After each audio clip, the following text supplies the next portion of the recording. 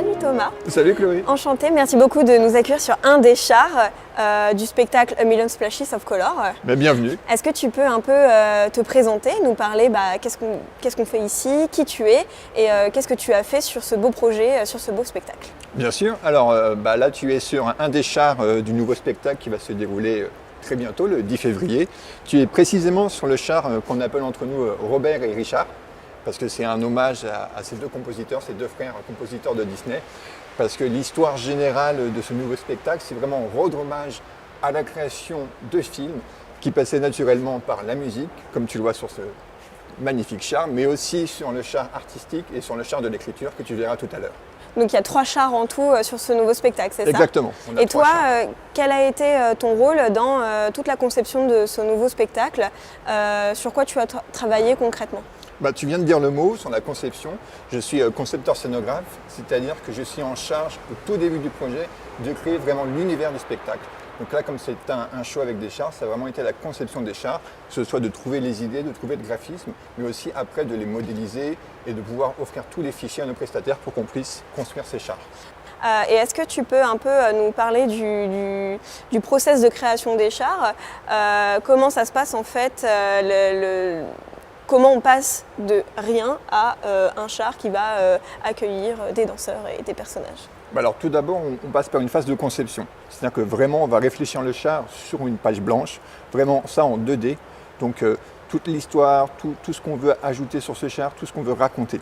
De ça, on va passer d'abord à une modélisation en 3D. C'est-à-dire que sur des logiciels, on va vraiment créer les volumes et créer la mécanique du char. Mécanique qui va après beaucoup servir avec nos prestataires, parce que c'est la première phase quand on rentre dans le concret. On construit d'abord la structure du char. Donc tout le châssis sur lequel on est actuellement a d'abord été construit en premier.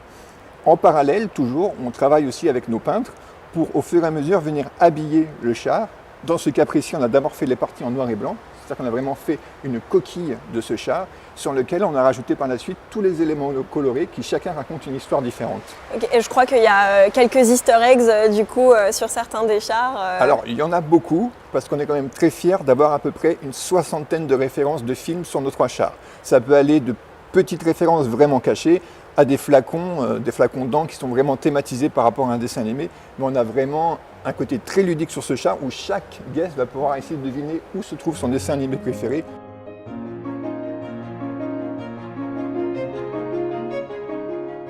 Quelles sont les personnes au final qui sont impliquées sur ce projet? Toi, tu travailles avec, j'imagine, d'autres départements pour que ce char prenne vie. Comment ça s'imbrique en fait tout ce processus créatif? Il y a les chars. Je travaille beaucoup avec le metteur en scène, donc avec Natalia qui a conçu l'idée de ce char, mais on travaille aussi avec les costumiers, parce que du coup les costumes vont être en adéquation avec le char, mais aussi avec la musique, parce qu'on peut avoir des mécanismes sur le char qui vont jouer à des moments précis. On travaille aussi avec des services light, des services techniques, des services de sécurité. C'est vraiment un grand ensemble de personnes qui travaillent sur ce char. Et est-ce qu'il y a eu des challenges particuliers, par exemple, sur en fait la dynamique des personnages qui vont se déplacer sur le char? Est-ce que ça rentre en compte dans ton processus de création? Comment en fait tu décides que là il va y avoir des escaliers, ici ça va être un peu plus plat? Comment vous décidez finalement de ça? Alors ça, c'est justement le travail qu'on fait avec le metteur en scène, où à la base, il nous indique dans son script quels vont être les personnages présents, quels personnages vont jouer sur ce show et quels personnages vont être présents sur le char.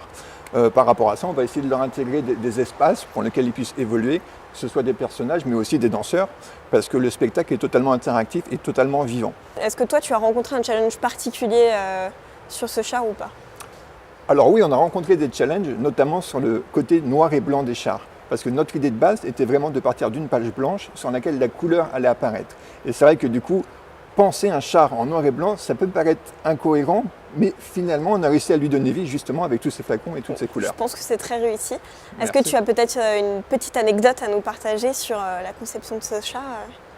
J'ai entendu parler qu'il y avait un pop-up sur un des chars. Est-ce que tu peux nous en dire plus sur ce que c'est concrètement? Bien sûr. Alors, je ne sais pas si tu connais ces livres pour enfants. Tu sais, c'est des livres que tu ouvres et dans lesquels un décor va apparaître. C'est tout un système de pliage.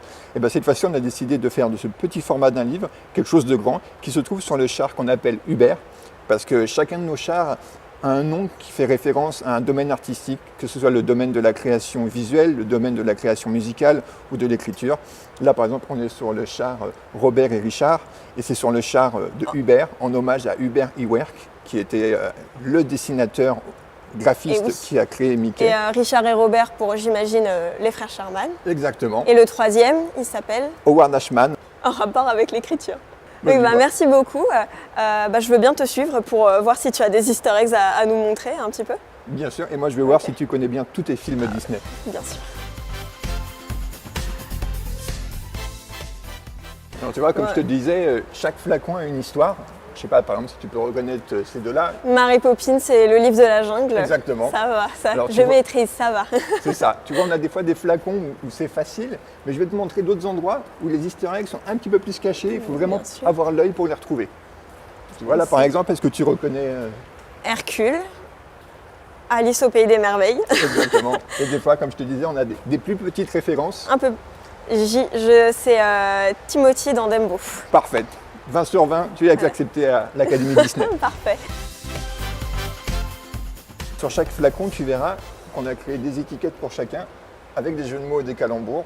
On s'est beaucoup amusé. Par exemple, pour le flacon Ariel, on a le flacon Aquariel. Pour les pots de peinture de Peter Pan, c'est les pots de peinture Peter Paint. On a le pot Inkerbell en rapport à la clochette. On a le pot Inquintus Figitus par rapport à Merlin. Merci pour ton temps ce soir, c'était super intéressant.